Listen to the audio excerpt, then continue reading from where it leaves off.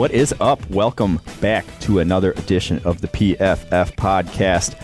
Just me and Sam Monson today. Steve Palazzolo is right in the middle of the bomb cyclone and unable to join us. He's out in Boston, Massachusetts, living through whatever that is, whatever the Patriots had to practice in today. A bit of snow, right? Yeah, maybe just a little bit more than a bit, I think. Well, okay, a lot of snow. But yeah, so he's not going to be with us, but we're going to be going through all four of the games this weekend, so let's get right into the wild card round with the first game Saturday afternoon. The Titans traveling to Kansas City to face the Chiefs. Chiefs 8-point favorites in this one. Is 8 points a lot? 8 points seems like a lot, but this game doesn't seem like it should be that.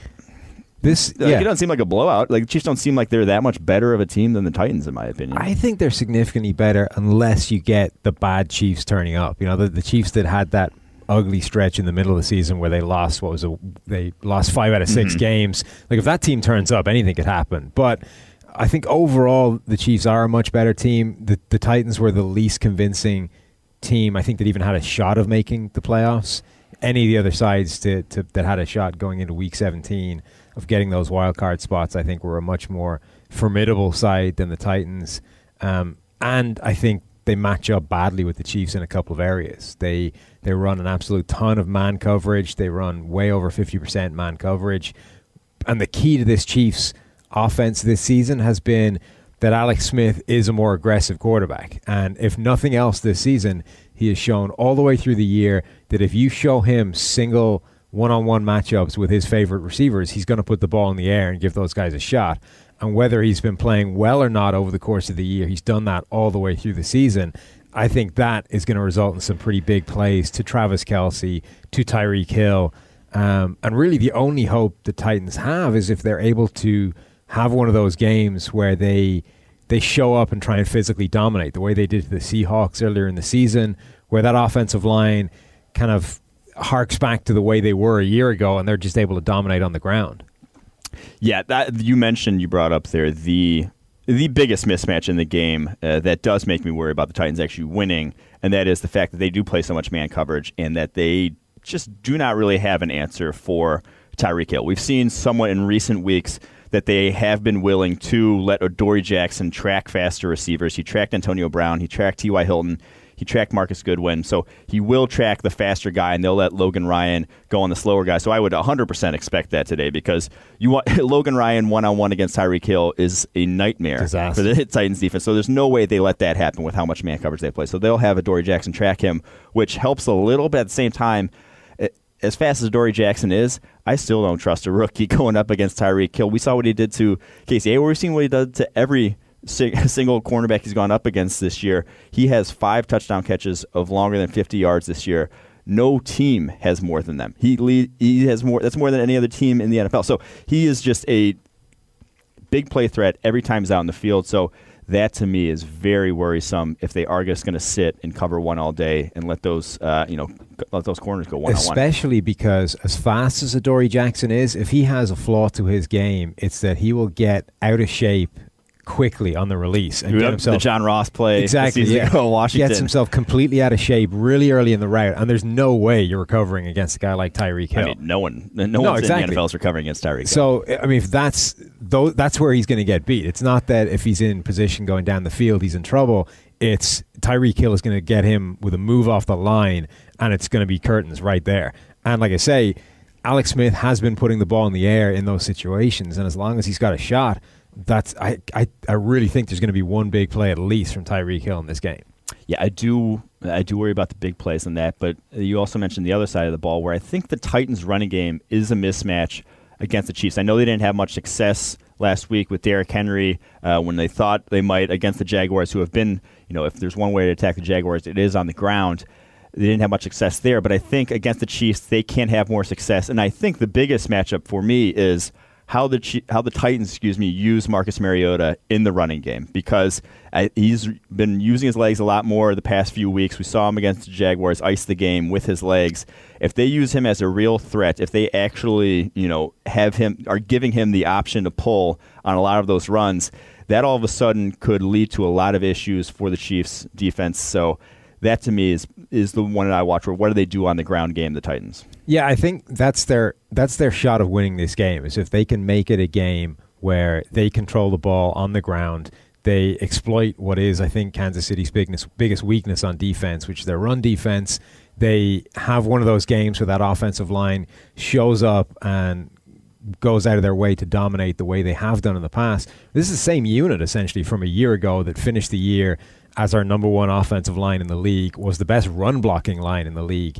And it just hasn't played up to that standard this year. But I think it's there. Like, we've seen it in flashes. We've seen it in certain games. So if they're able to show up in the postseason and just out physical the Chiefs at the line of scrimmage, win the battle of the trenches, I think they can have success on offense. It's just a case of whether they can do enough on defense to stay in it, to make for that to matter. That is the other thing, and it's with the Chiefs. It's sort of pick your poison. It's like, are you going to shut down Hill, or are you going to shut down Kelsey, or are you going to shut down Hunt?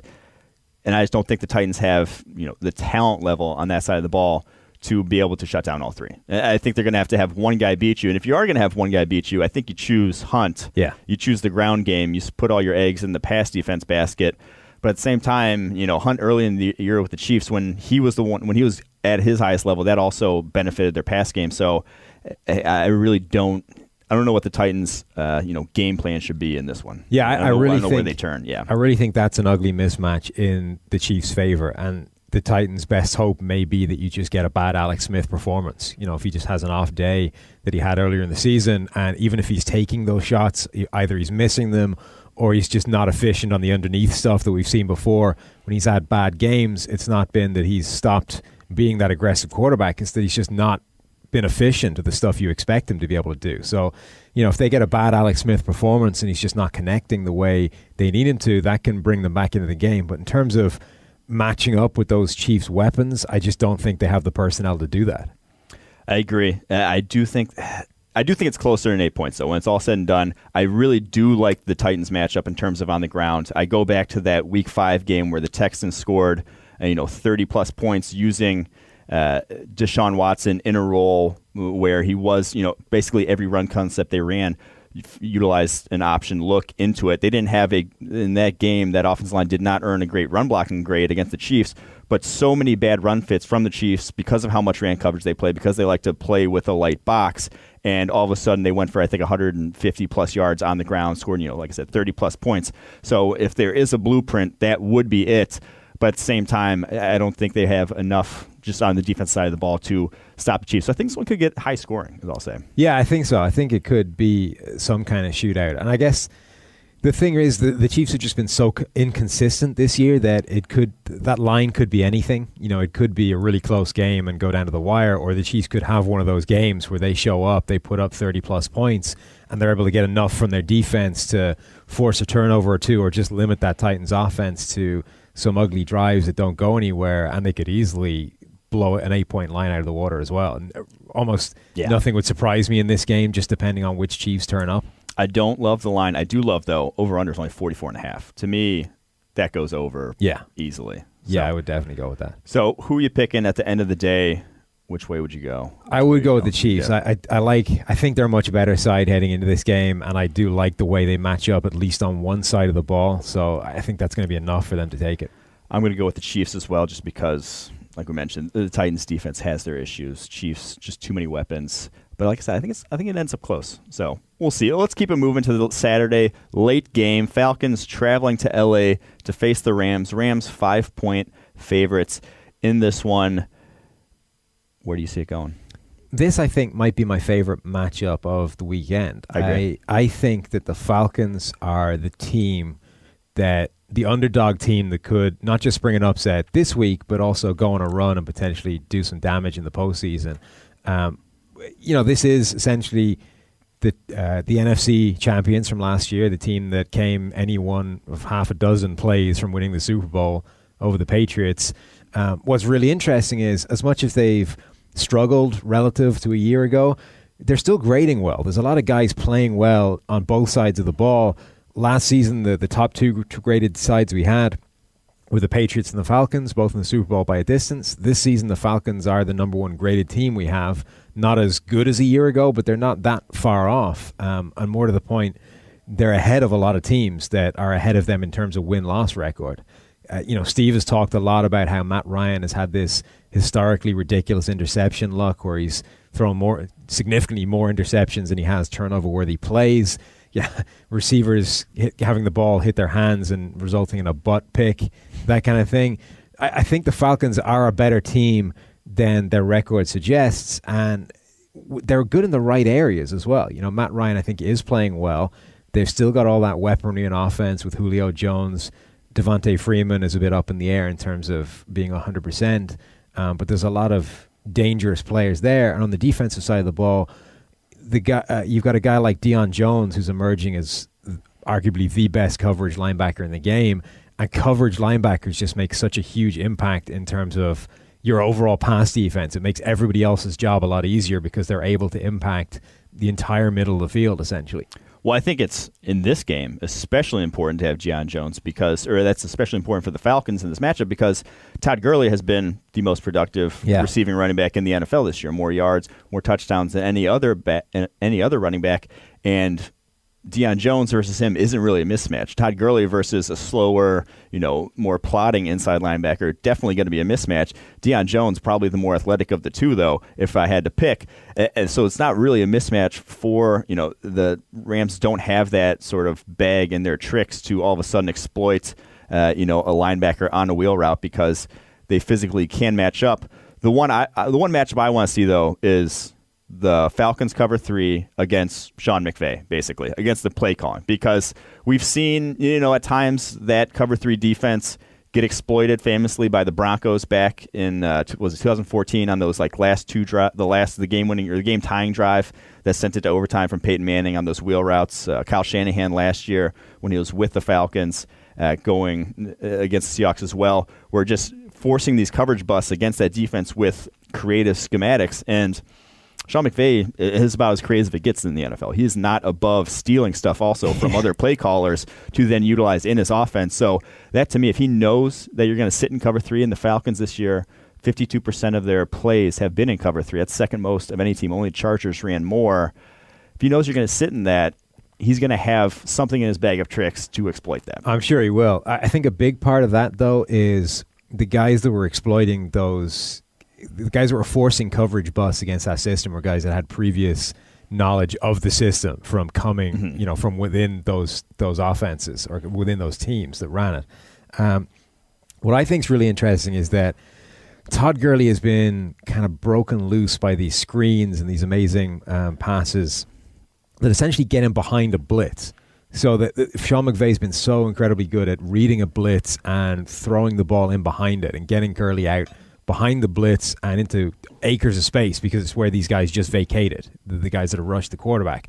The Falcons don't blitz much at all, and I think that actually helps them. Part of their issue would be if they were an aggressive blitzing defense and Deion Jones didn't have to just cover Todd Gurley one-on-one, but had to do it from strange alignments or had to diagnose the play that was coming out of the back of this blitz and then try and cover him. At least I think he should typically just be one-on-one with Gurley, and it's really just a case of reading the play and reacting and being able to match him athletically, where I think he does match up really well. So from that point of view, I actually think the Falcons' defense schematically matches up quite well with what Sean McVay and the Rams like to do. The question is, what kind of wrinkles does McVay dial up for the playoffs? Yeah, the one thing I want to look at is what McVay dials up off of play action, because he has been this year's what Jared Goff has done this year off of play action is similar to what Matt Ryan did a season ago off of play action. It's sort of personifies how important a play caller is, because a lot of play action passes are completions based off of design. When you can get a crossing route behind the linebackers in cover 3 or whatever, and a guy's wide open. A lot of play action passes are not necessarily the quarterback making an amazing read. A lot of them are just wide open, and that's why you get a lot of big plays off of play action. Matt Ryan season ago had 1,600 yards off play action, led the NFL, averaged 11.3 yards per attempt. This season, Jared Goff leads the NFL in yards off of play action, 1,446, averaging 10.6 yards per attempt.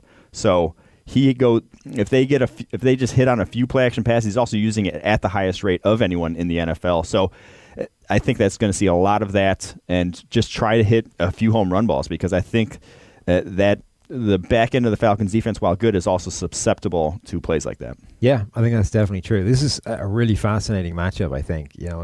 As good as the Rams have been, I think so much relies on the play calling and the scheme and the Sean McVay factor. We've talked before about the coaches that have the ability to manufacture better statistics from their quarterbacks than their play necessarily deserves. So I think Goff this year with Sean McVay is a good example of that. Kirk Cousins before with Sean McVay, another good example. And obviously Nick Foles in Philadelphia before with Chip Kelly's offense, and then Carson Wentz to a certain degree this year in Philadelphia's offense. So I think as much as he improved last year from that disastrous rookie campaign, he hasn't become a great quarterback yet, despite the statistics. So I think you can get to Goff at least in terms of the defense you're throwing at him, and it won't be him necessarily that beats you as much as the scheme. So if you're able to get a handle on what they're doing from a schematic point of view, I don't think they have to be too concerned by Goff making some incredible throws to take them down.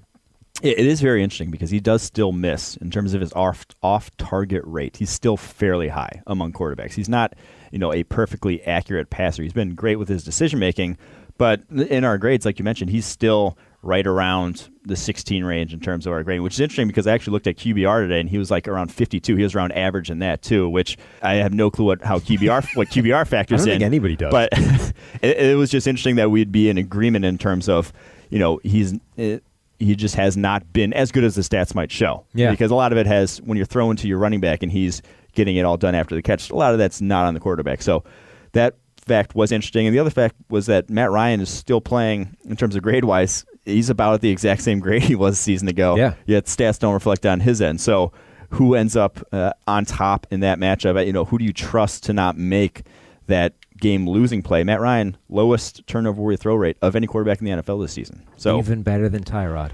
Matt Ryan had an ugly first month of the season, but really since that point, he has been as good as any quarterback in the game. One bad performance the first time they played the Saints, but other than that, he's been an excellent quarterback for the rest of the year.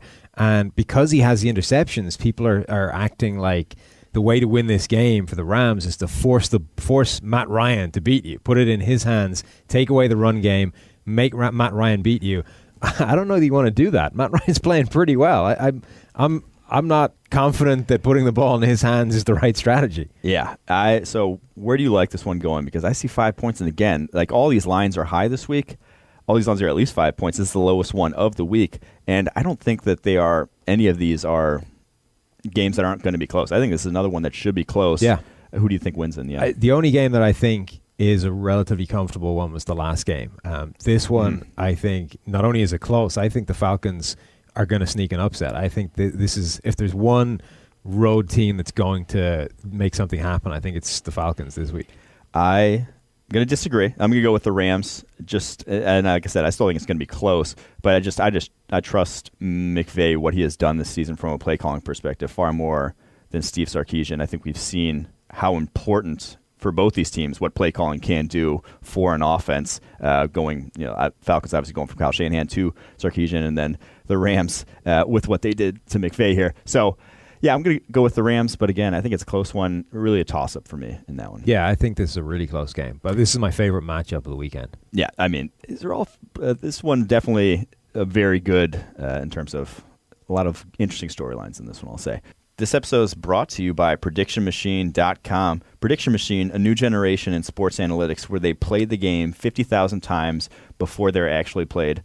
Kind of like that Black Mirror episode. Make better picks with proven data-driven analysis. Subscribe at PredictionMachine.com today and earn a $5 credit that can be used towards the purchase of any package. All right, and with that, we're going to kick it to the lock of the week. Only 4 games this week, but one of them still a lock. Eric Eager here and George Shirauri, please take it away. All right, thank you guys. It is that time. The lock of the week has made it to the playoffs, Eric. Wild card weekend is here. We just got ourselves in with a decent record. I believe you have the record there for us right now. Yeah, we finished the season on our lock of the week 12-5. No, that doesn't sound right. You want to try that again? Oh yeah, so we were 12-4 on spread picks and 0-1. That one time we agreed consensually to take John Fox as part of an over. Yeah, I don't know. I feel like there was some foul play there. I'm not sure if there was any roofing involved. But the way the NFL season works, there's 16 games, and there's a bye week. And the bye week seems to be that week that you just kind of take off, right? So that has to be the week you take John Fox to score points. And 12-4 sounds great. So into the playoffs we go. And this week is really going to require a lot of grit on our part because we are going back to the Dan Quinn well. The Atlanta Falcons going to play the first playoff game in forever in Los Angeles. They're getting 6 points, and we're rolling with the Falcons despite what they've done to our blood pressure for the past few weeks. But before we get into why we like the Falcons, let's talk briefly about the Rams. What worries you the most about this one here? Well, I mean, except for your lack of like dry fits that you have available at the house to like sweat through during this game, I think the fact that the Falcons coach likes to count by 3 and the Rams coach likes to count by 7 or at least 6 now that they don't have their kicker anymore, that to me is like the biggest thing. It's like the Falcons just seem to, make everything hard. Matt Ryan, 8 of it, I think it's something like 15 drop passes on 3rd or 4th down. They have some issues up front at the guard position, and the Rams have Aaron Donald there, so that's going to be kind of a mismatch on that side of the ball. And again, just the Falcons' sort of inability to get over the hump in terms of using Julio Jones, in terms of scoring in the red zone, all of those types of things. We think are relatively unstable, but over the course of a small sample NFL season, they could be, enough to get the Falcons eliminated in the first round. Sounds like what you're saying is the Falcons are not in danger of going up by like 25 points at some point. Is that what you're saying? Because that sounds like actually a recipe for success. All the things that you're saying, I totally agree with. One other thing that I'll add. Obviously, I love Sean McVay. I think what he does from a coaching standpoint is absolutely phenomenal. The only thing I really can't agree with is what he's doing with his hair, which resembles sort of what I did when I was in 4th grade, I think. But he'll get there. He'll make it happen. What he's done with Jared Goff has been amazing. 3rd best pass rating from a clean pocket. Of course, one of those metrics that we know to be stable. And so just what they're doing from an offensive standpoint is really great. And they've been able to kind of run away with some games. They've got, I think you said it was 10 or so wins by over this spread. So was that right, or is it 8, something like that? It's a high number, whatever. They've been pretty good at getting those kind of bigger wins. So worries me a little bit, but the Falcons have that one thing that we look for every week if we can, which is what? They have the better quarterback, and they're getting points. Beautiful. So make the claim. Matt Ryan is a better quarterback. I think the box score statistics obviously say something different, but there's a little more to it than that. One of the things that we look at are, of course, when a guy gets an interception, not always the quarterback's fault. He's not always throwing it right to coverage. Matt Ryan has 8 passes that have been intercepted, which didn't earn one of our lowest throw grades. Those passes only get intercepted about 0.8% of the time, and he's doubled that this year. So definitely getting unlucky, and you mentioned those drops on 3rd or 4th down. A lot of things that kind of not gone Matt Ryan. That's like one of the perceptions, right, in terms of like, the Falcons, Matt Ryan's not playing well. I think that, our grades would suggest the opposite. I think another place here, and when we're talking about like sort of market-based discussions, we have to think about things that are, not viewed particularly highly when they should be, or they're viewed too highly. So I think one of the other places people are going to look is looking at the running back for the Los Angeles Rams and Todd Gurley, who's had a fantastic year as a runner and a receiver. But in fact, I think we both think that the running back linebacker mismatch is actually on the other side with Devontae Freeman, both running and catching passes against linebackers in Mark Barron and Alec Ogletree for the Rams, who have given up over 900 yards receiving into their coverage this year. On the other side, Deion Jones and Devondre Campbell have really held their own as linebackers. Deion Jones almost has a PFF grade of about 90, which is like 30 points higher than Barron and about 30, 40 points higher than Ogletree. So, I think in terms of that kind of matchup, I think the public thinks one thing and we think another, and I think we want to exploit that. Yeah, Deion Jones has been ridiculous. I think he's tied with Bobby Wagner for the highest coverage grade amongst linebackers. 0.74 yards allowed per snap in coverage, which is the fourth best of any linebacker. So I agree with you there, because Gurley has been ridiculous as a receiver. I think that might be something that people sort of tend to forget when you see running back. He's been the most lethal as a receiver, and Deion Jones has been just tremendous in coverage. So another nice way that we can sort of exploit probably a little bit of an inflated line there. Also, it seems that the Falcons have been playing as more of an under team, certainly with all these field goals, and with an under game where you've got two teams that are pretty decently evenly matched from a talent standpoint, it would make sense that it kind of wouldn't be a over 6 margin. But it's just what I think.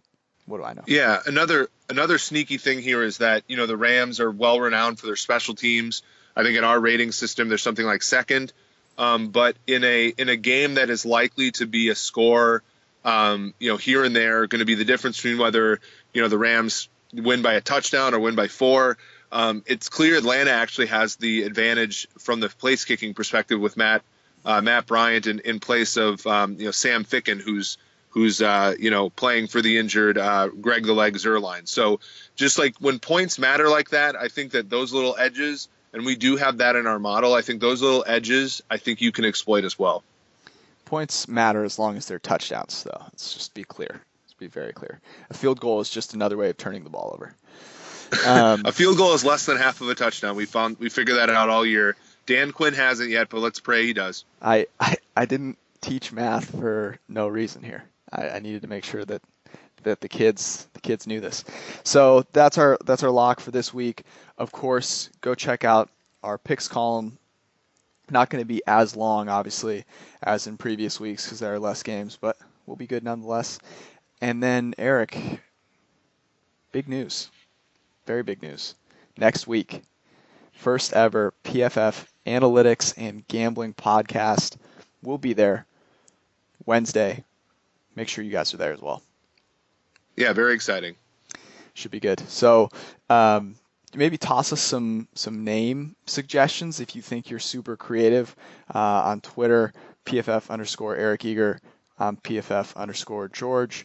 Don't have to spell the last name for me, so that's a bonus. That's all we've got. Anything else? Lock it up. You lock it up. Back to you guys. All right, on to the Sunday matchups where the Buffalo Bills travel to Jacksonville to meet the Jacksonville Jaguars, 8.5-point favorites, the Jags. Battle of the newcomers, shall we say. How can any team that is led by Blake Bortles be an 8.5-point favorite in the playoffs? It's wild. It really is. But I can't say I disagree. When they win, they win going away, usually. They have a lot of blowouts on there. Yeah. They tend to handle teams if they have the upper hand. Yeah, it's true.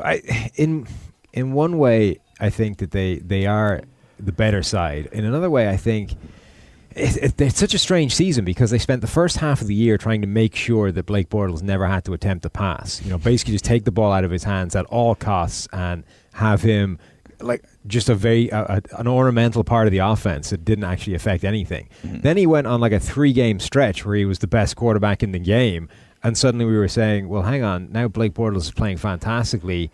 What do you do with that? Because he's making throws to, guys buried on the depth chart at wide receiver. They're looking fantastic on offense. This is a team that's rolling. They secure the division, and then Jimmy Garoppolo breaks them. They roll into to San Francisco. Jimmy Garoppolo just stomps that defense in the first half. The game ended up way closer than it ever was.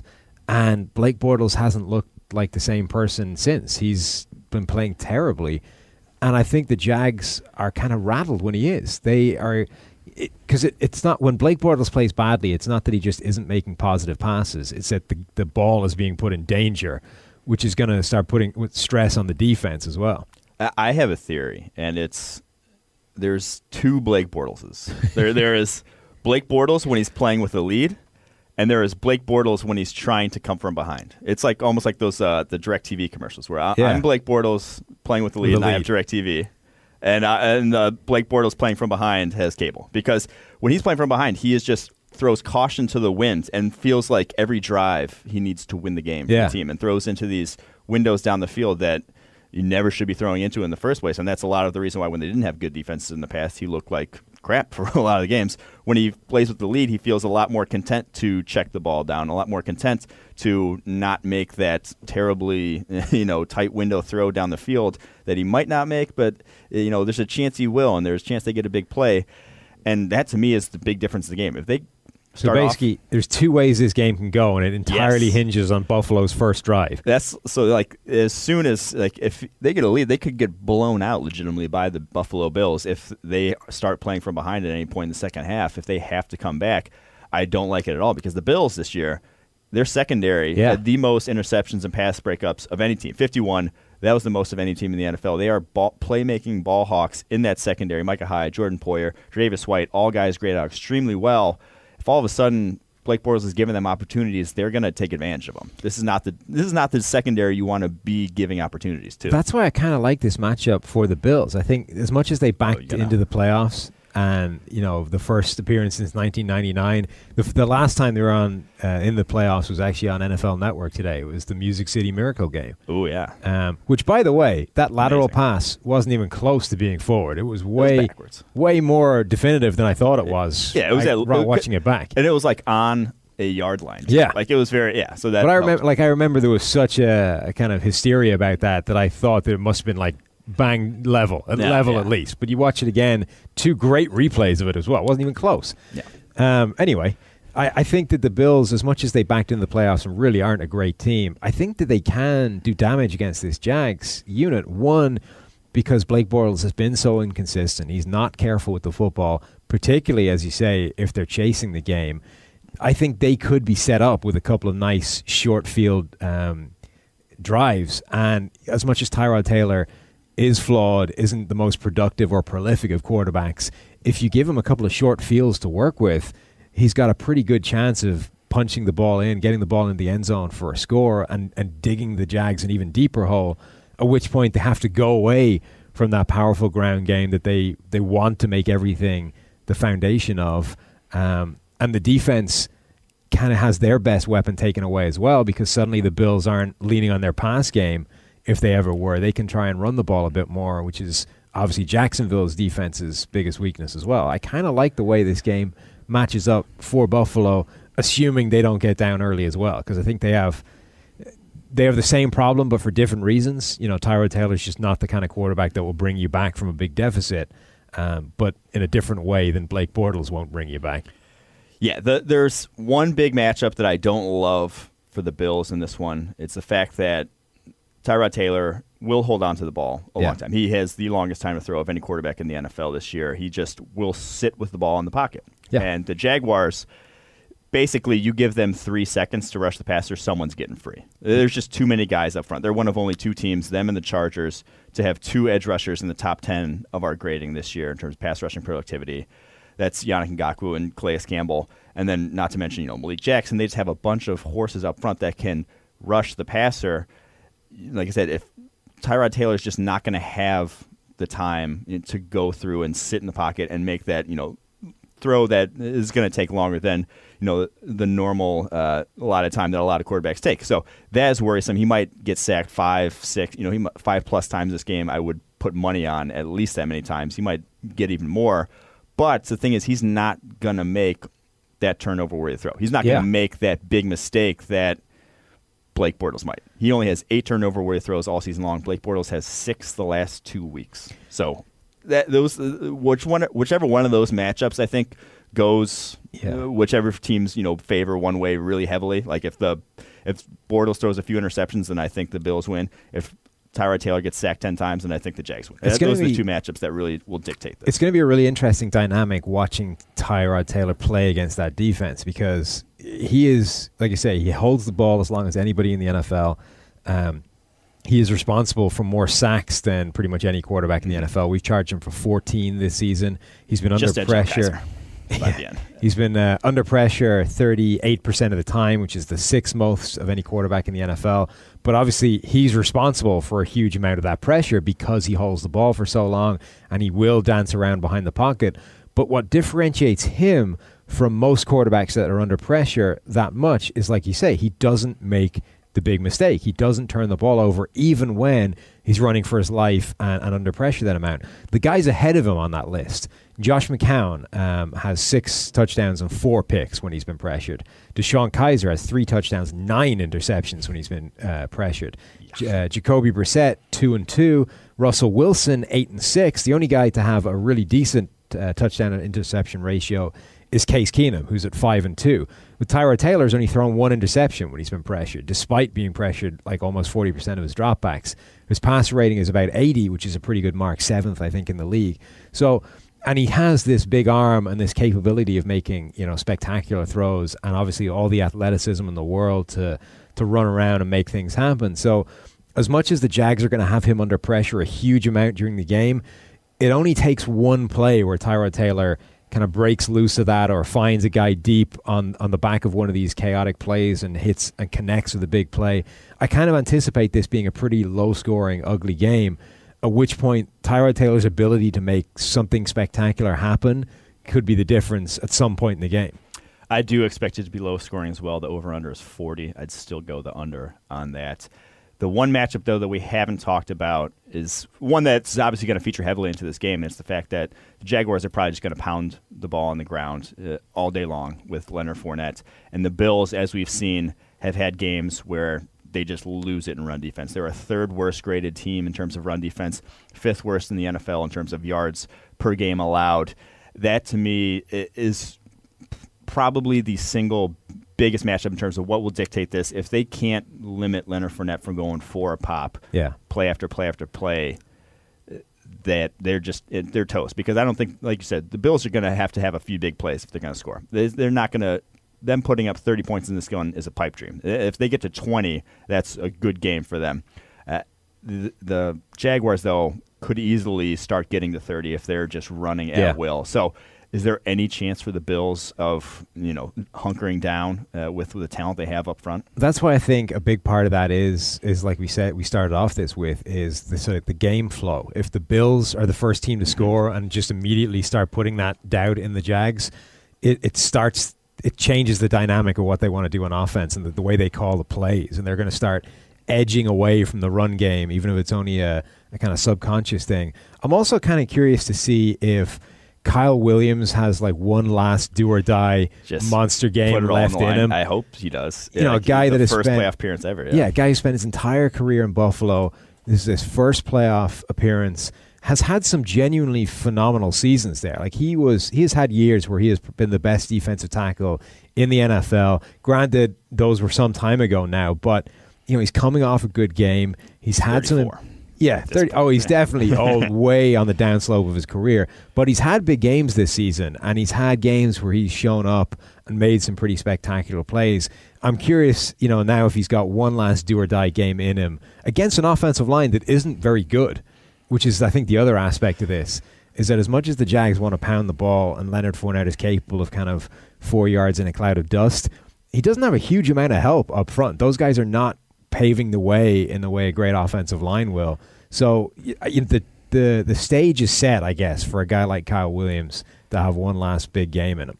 That is the thing. Over the last half of the season, Jaguars running offense just wasn't good. A lot of the production came in the first half of the year, and a lot of it was because, like you mentioned, there's not a lot of talent up front on that offensive line. They weren't getting nearly the push they were early in the season. Outside of Brandon Linder, there's not a lot of quality there, and their guards just are not people movers up front. So that, to me, I think the Bills do have a chance of shutting down the run. Not completely shutting it down. I still think they probably allow over 100 yards when it's all said and done because the Jags will pound it. But I think they have a chance of at least stopping it enough to where they're going to make Blake Bortles have some third and longs where he could throw that ball to you. So I'm going to go out there on a limb and say I'm going to pick the Bills. Oh, nice. I think that they pull off the upset on the road. I like it. Because when you look at these teams just on paper, they are very similar, and the Bills have the quarterback that's going to be more likely to protect the ball. Is the biggest difference. It's really true. I mean, the Bills have essentially the prototypical game manager. These teams are both teams that are built to work with a game managing quarterback, and the Bills have one that's actually a game managing quarterback. I'm not going to go the same way. I'm going to lean with the Jags, but I think this is a razor close game, and it really wouldn't shock me if the Bills do manage to pull off that upset. Aside from anything else, I would love to see Tyrod Taylor win a playoff game with the team trying to force him out of all season long, benching him at midseason, doing anything in their power to suggest that he is not capable of winning games for you in the postseason.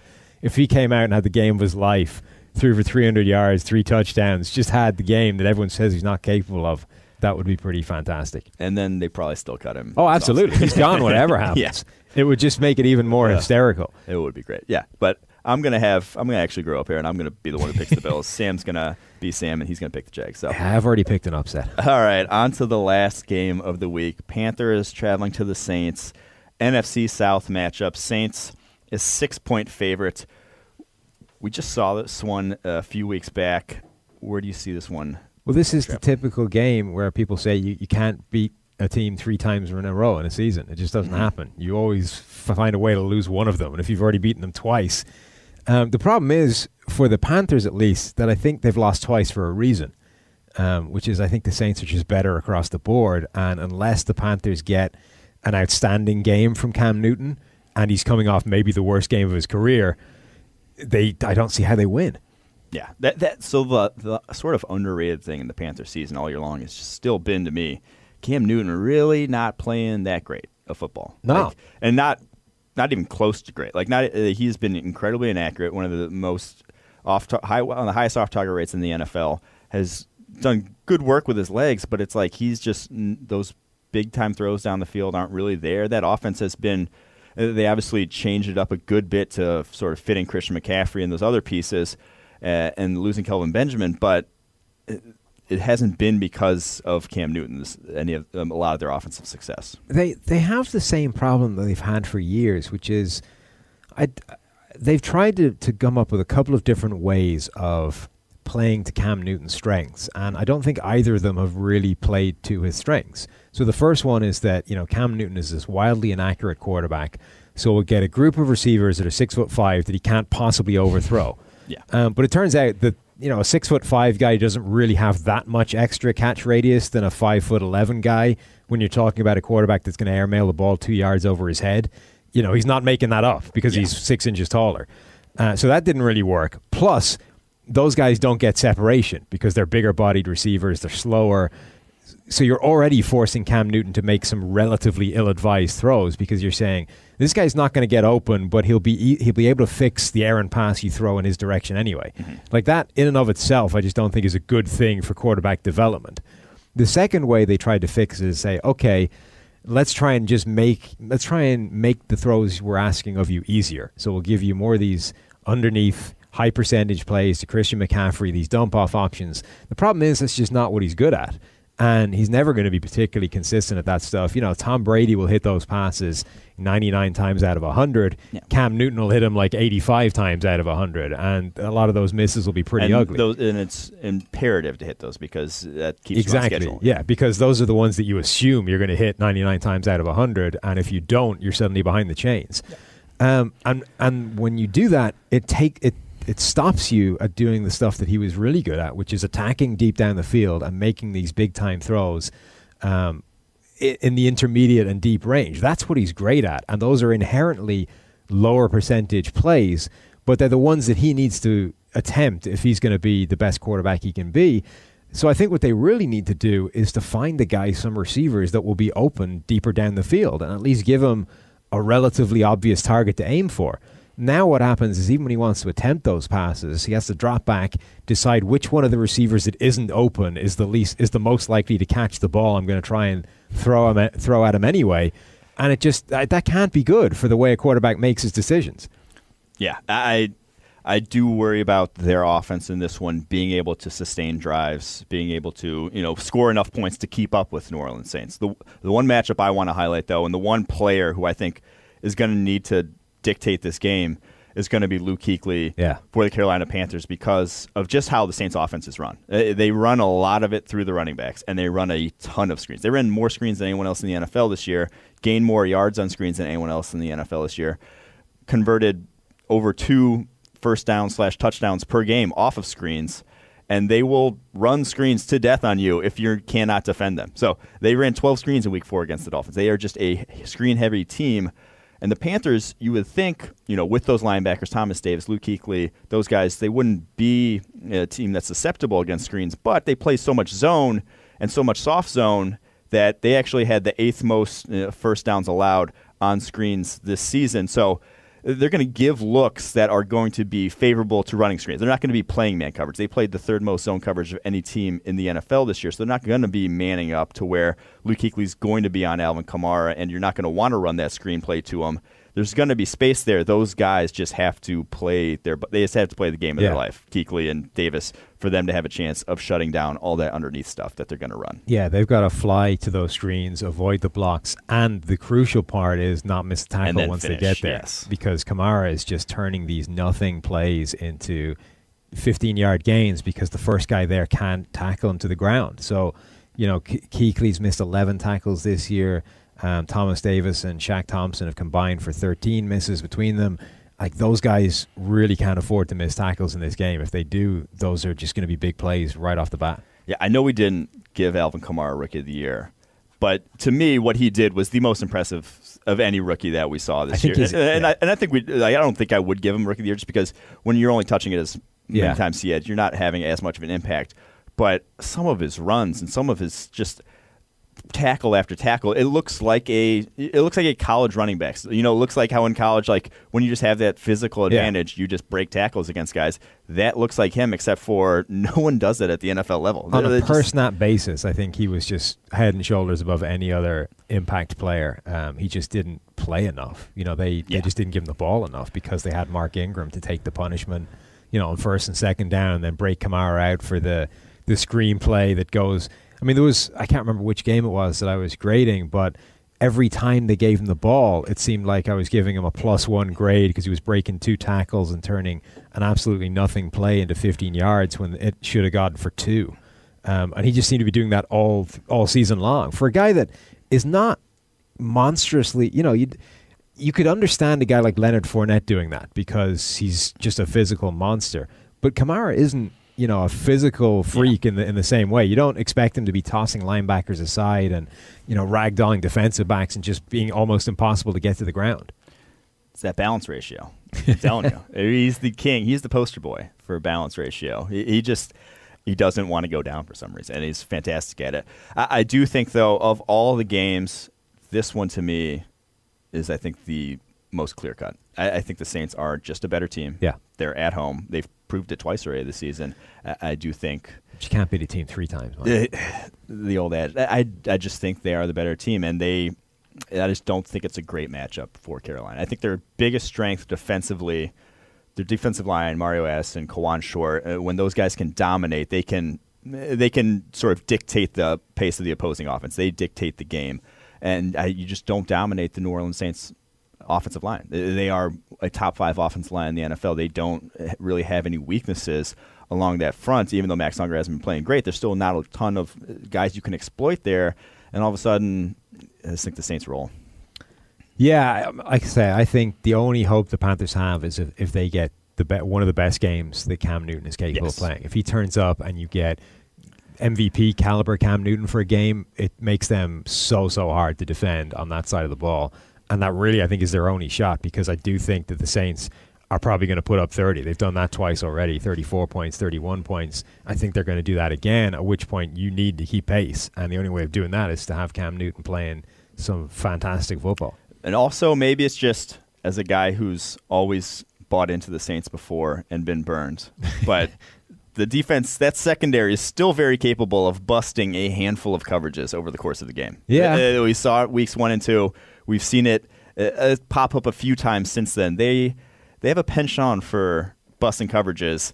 You get 2 or 3, and all of a sudden the Panthers could get rolling and be in this one. Kenny sure. Vaccaro has been shut down for the season, though, so that's going to help tighten that up a bit. That's probably the biggest personnel move they made. They really just so many miscommunications. I can't remember which game it was in the midseason, but they seem to sometimes just not know what coverages they're supposed to be running, which that's important to be knowing. That's a problem. But I think in this one they could just play man coverage with how good the Panthers should. I mean, the Panthers have no one that should scare them out of man coverage. Yes. Would be the point I'd make. Besides Cam Newton scrambling, and he's not going to beat you just scrambling the entire game. So I think the Saints win it, and I think they win going away. Yeah, I think I could see it being close just because it's a division game, and these teams have all been pretty good over the course of the season. But the more I talk it through, the more I think that the Saints are a significantly better side than the Panthers. Yep, I convinced you. There you have it. That's all 4 games. Hope you guys enjoyed it. We'll be back again with something special for you guys next week.